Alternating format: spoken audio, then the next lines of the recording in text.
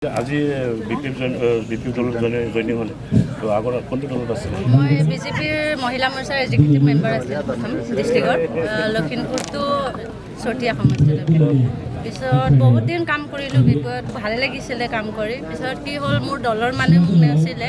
পিছত মই কষ্ট পালোঁ, মানে বহুত কষ্ট কৰি MLA ইলেকশ্যনত বহুত কষ্ট কৰিলোঁ। প্ৰত্যেকটা ৱাৰ্ডত মিটিং মাৰিছিলোঁ, 10টা ৱাৰ্ডত ৰাতি মিটিং মাতিলোঁ, মহিলা মৰ্চা গঠন কৰিলোঁ। তাৰপিছত বহুত কষ্ট পালোঁ। ভাবিলোঁ এইবাৰ আমাৰ এতিয়া বড়োলেণ্ড আহিছে, তো মই ভাবিলোঁ কি আমাৰ বড়ো কিবাটো বাচাবই লাগিব। সেইটো কাৰণে ভাবিলোঁ এইবাৰ আমি হাগ্ৰামা ছাৰক ভোট দিব লাগিব আৰু চবে মানে লগ লাগি একগোট হৈ কাম কৰি আমি হাগ্ৰামা ছাৰক জিতাই মানে আমি প্ৰত্যেকটা দলক মানে হাগ্ৰামা ছাৰক জিতাই প্ৰত্যেকটা দলক হাৰাব লাগে, মানে এইটো টাৰ্গেট লৈ মই আজি বিপিএফত জইন লৈছোঁ। আৰু জইন হোৱা নাছিলোঁ, তথাপিতো মই আগৰ পৰাই কাম কৰি আছোঁ। মানে আমাৰ লগত মুঠতে আমাৰ চবে ঘৰৰ পৰিয়ালে বিজেপি আছিলে।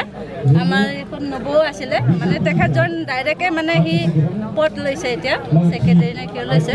তো মই ভাবিলোঁ মই এনে ছাৰৰ ওচৰতে জইন হওঁ নেকি, নহ'লেও বাৰু আমি সমাজৰ কাৰণে কাম কৰিমেই। সেইটো মোৰ আশা, মানে আমি বহুত আশা কৰিছোঁ। এতিয়া আমি এনেকুৱাকৈ মানে এটা হাগ্ৰামা ছাৰক ইমানে ভাল লাগিছে যে বহুত মানে সাহসী এটা মানুহ হয় তেওঁ।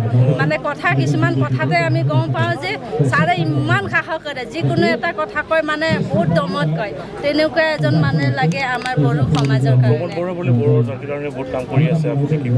নাই, প্ৰমোদ বড়োটো মই ইমান নাজানো, কিন্তু মই এনেকৈ তাৰ নিউজো চোৱা নাই। মই আগতে ইয়াৰে চাই আছিলোঁ, কিন্তু মই এতিয়া মানে যিটো দেখিছোঁ ছাৰক মানে ভাল লাগে, কিয়নো তেওঁ অলপ বয়সস্থ আৰু কাম কৰিব পাৰিব সমাজৰ কাৰণে। আমাৰ বড়ো সমাজৰ কাৰণে বহুত কাম কৰিব, মোৰ বিশ্বাস আছে। মানে